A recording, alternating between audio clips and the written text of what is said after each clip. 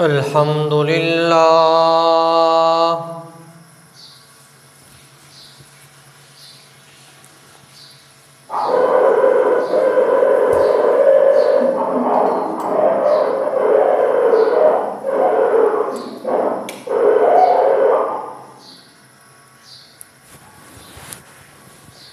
الحمد لله وكفى والصلاة والسلام على عباده الذين اصطفى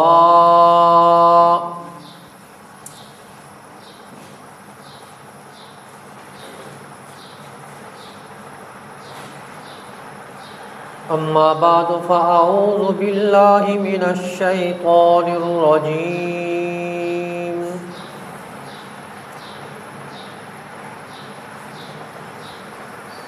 بسم الله الرحمن الرحيم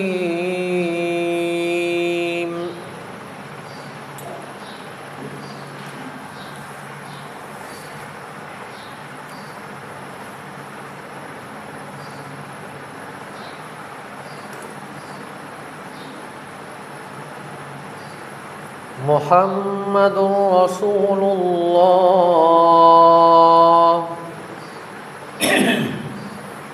والذين معه أشداء على الكفار رحماء بينهم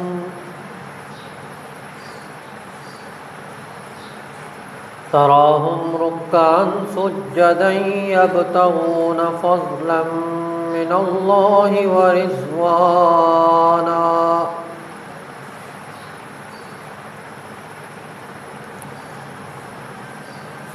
آمنت بالله صدق الله العظيم وبلغنا رسوله النبي الكريم ونحن على ذلك لمن الشاهدين والشاكرين والحمد لله رب العالمين.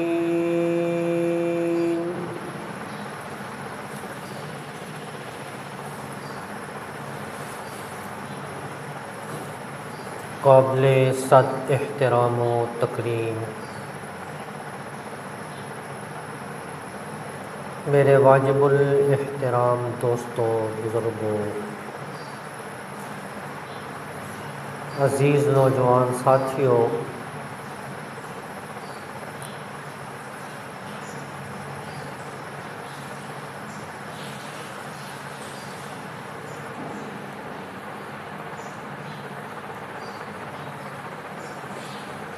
موضوع ہمارا چل رہا تھا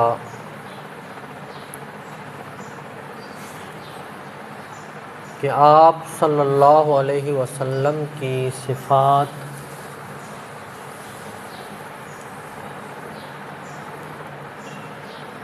صحابہ اکرام رضوان اللہ علیہم اجمعین کی طرف منتقل ہوئی ہے۔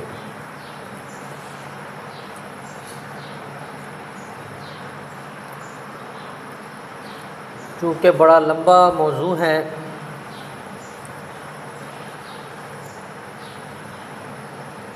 اور آج ہمارے قریب ہی جامعہ ابو القاسم میں تبلیغی جماعت کا اجتماع ہے، تو اس حوالے سے چند باتیں کرنی ہیں۔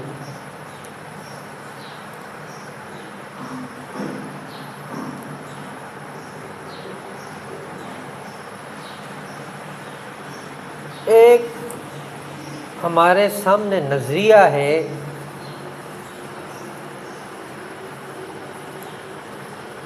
لوگوں کا کہ تبلیغ کا کام کرنا ویلے لوگوں کا کام ہے، کہ جو گھر بار سے فارغ ہوتا ہے، ضروریات سے فارغ ہوتا ہے، وہ تبلیغ کرے۔ اور مصروف لوگ جو ہیں وہ تو اپنی مصروفیات میں ہیں،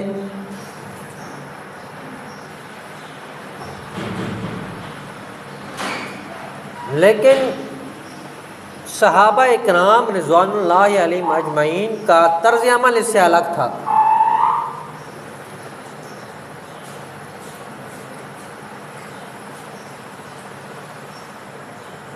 ہم جی جان سے صحابہ کو چاہنے والے، نبی پاک صلی اللہ علیہ وسلم کو چاہنے والے، اولیاء سے محبت کرنے والے، لیکن ہماری سوچ اور ان کی سوچ میں زمین آسمان کا فرق ہے۔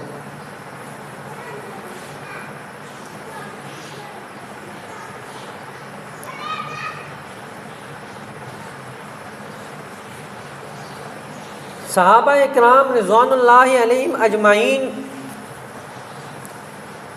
تبلیغ کے لیے اپنے بچوں کو چھوڑ دیا، اپنے گھر والی کو چھوڑ دیا، کنبہ قبیلہ چھوڑ دیا، سب کچھ چھوڑ دیا،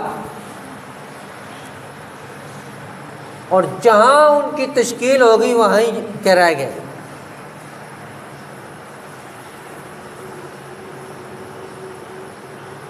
اور ہمارے لیے 10ویں حصے پہ عمل کرنا بھی مشکل ہے۔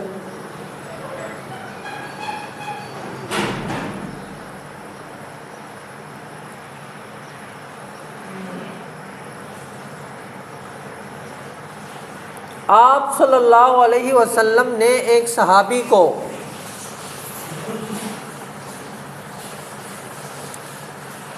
ایک علاقے میں گورنر بنا کے بھیجا،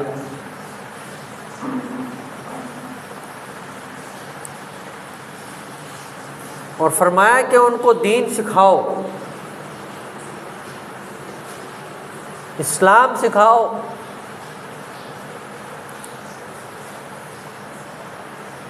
اور گھوڑے کے ساتھ ساتھ آپ چلتے گئے اور اس کو اوپر سوار کیا۔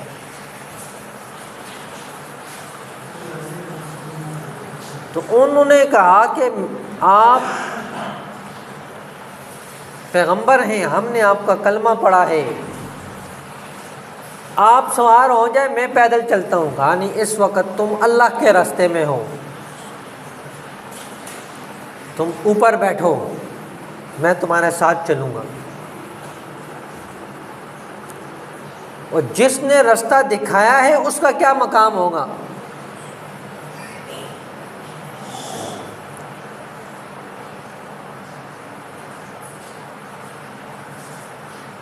اور فرمایا کہ ہو سکتا ہے تو واپس آئے تو میری قبر پہ تیرا گزر ہو۔ وہ فرماتے ہیں کہ ساری نصیحتیں بہت اچھی لگیں، لیکن جب یہ بات کہی تو میرا دل اندر سے ٹوٹ گیا۔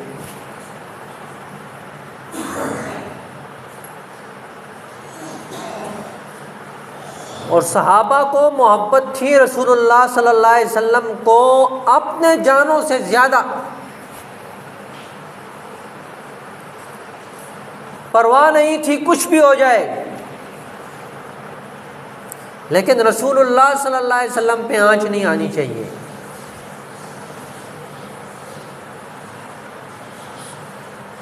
وہ 10 قاری قرآن دھوکے کے ساتھ کفار لے گئے تھے کہ ہمارا علاقے میں لوگ مسلمان ہو گئے ہیں، آپ قاریوں کو بھیجیں۔ تو بڑی جماعت آپ صلی اللہ علیہ وسلم نے بھیجی، جن میں سے 10 بہترین قراء تھے۔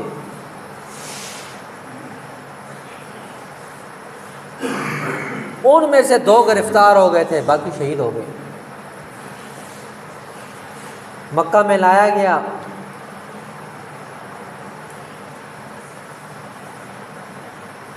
اعلان ہوا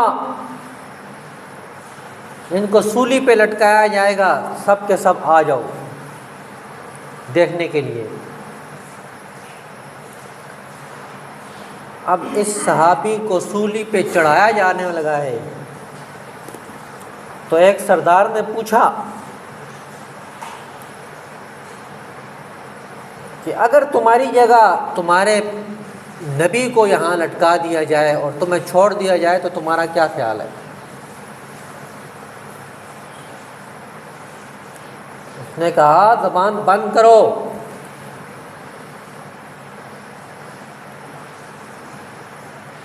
اس نے کہا مجھے تو یہ بھی گوارا نہیں کہ وہ اپنے گھر میں آرام اور سکون سے بیٹھیں اور ان کو کانٹا چبھ جائے، تو میری جگہ پہ ان کو لانے کی بات کر رہا ہے۔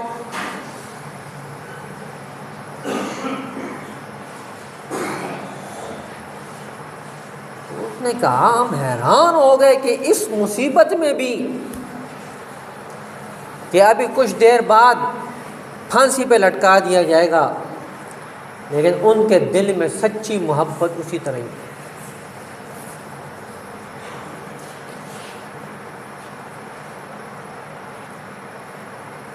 کوئی کیل و کال نہیں کی جب ان کو بھیجا جا رہا تھا کہ میرے بچے چھوٹے ہیں، میرا یہ مسئلہ ہے۔ جیسے اللہ کے رسول نے حکم دیا چل پڑے۔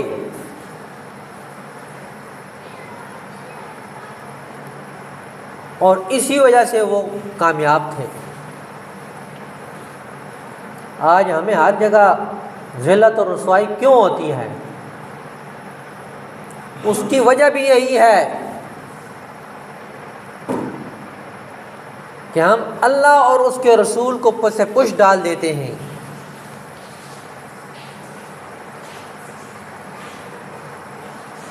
ہمیں وہ سارے دروازے ہمارے لیے بند ہو جاتے ہیں جب ہماری اپنی بات آ جاتی ہے۔ وہ ہمیں صاف نظر آ رہا ہے، کوئی چھپی ہوئی بات نہیں۔ شادی میں آپ دیکھیں، غمی میں دیکھیں، خوشی کے کسی موقع پہ آپ دیکھیں، جو تعلیمات ہمیں دی گئی ہیں ہم اس سے روگردانی کرتے ہیں۔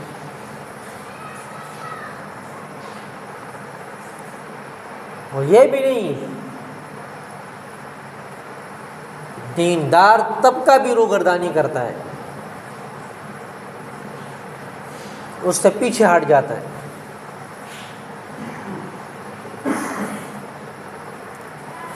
آپ صلی اللہ علیہ وسلم نے ایک صحابی سے کہا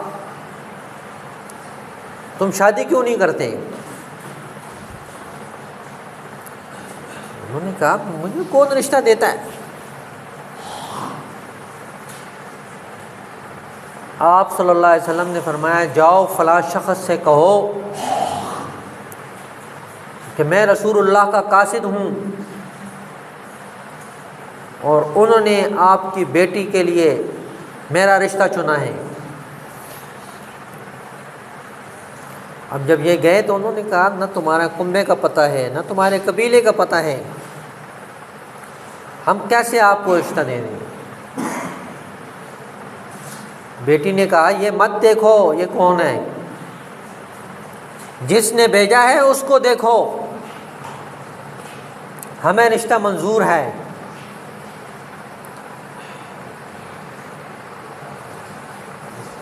باپ باہر نکلا اس کو بلانے کے لیے، جب بلانے کے لیے باہر نکلا اسے آواز دی، وہ دوڑ پڑا۔ یہ اس کے پیچھے دوڑے کہ بھائی رک جا، وہ دوڑتے دوڑتے سیدھا ان کے پاس رسول اللہ صلی اللہ علیہ وسلم کے پاس پہنچ گیا، اور یہ ادھر سے دوڑتے دوڑتے پہنچ گئے۔ پوچھا بھائی کیوں دوڑا ہے؟ کہا جی وہ تو مجھے مارنے کے لیے دوڑ رہے ہیں۔ اتنے میں وہ آ گئے، کہا جی ہمیں رشتہ منظور ہے، یہ بھاگ آیا ہے۔ تو ان سے پوچھا کیا بات تھی؟ کہا جی میں جب گیا تو انہوں نے کہا کہ ہمارا کنبہ اور قبیلہ آپ کے ساتھ میچ نہیں کرتا، آپ کے کنبے کا پتہ نہیں،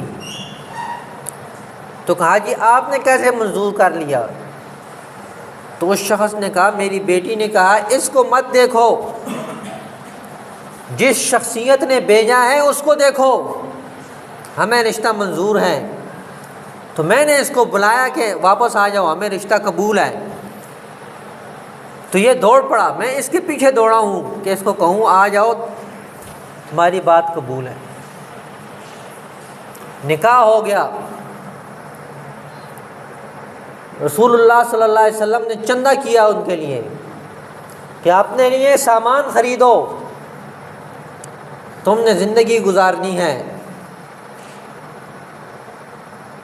وہ بازار گئے تو کانوں میں آواز پڑی کہ مسلمانوں کو شکست ہو رہی ہے، مسلمانوں کی مدد کے لیے آ جاؤ۔ جہاد کا میدان لگا ہوا تھا، ان کے کانوں میں آواز پڑی، انہوں نے نیزہ خریدا، تلوار خریدی، زرہ خریدی، گھوڑے پہ سوار ہو کر میدان میں پہنچ گئے اور چہرے کو چھپا دیا کہ مجھے کوئی پہچان نہ لے اور یہ نہ کہے کہ تیری تو شادی ہونے والی ہے۔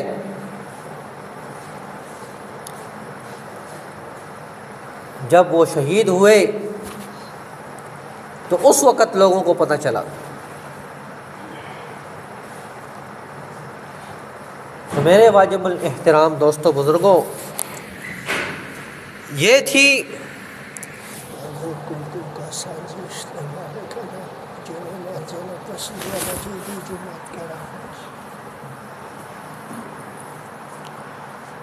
تو میں عرض کر رہا تھا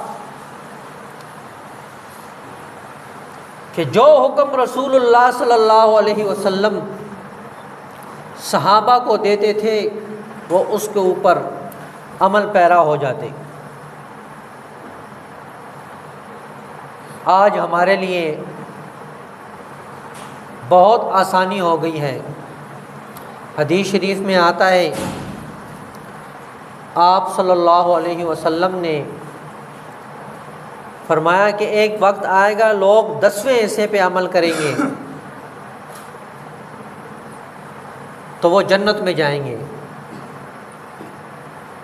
اور صحابہ سے کہا کہ تم 9 حصے عمل کرو گے، 10واں چھوڑ دو گے تمہیں سزا ملے گی۔ تو آج یہ جو وقت آ رہا ہے، ہر طرف سے فتنوں کا زمانہ ہے، اس میں آدمی 10ویں پہ بھی عمل کر لے تو وہ بھی بہت بڑی غنیمت ہے۔ تو میرے واجب الاحترام دوستو بزرگوں،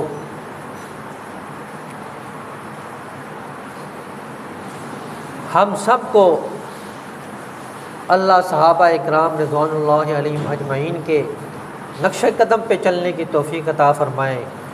آج بعد نماز عصر جامعہ مسجد ابو القاسم تبلیغی مرکز میں اجتماع شروع ہوگا، کل کا دن بھی رہے گا، پرسوں انشاءاللہ صبح کو دعا ہوگی۔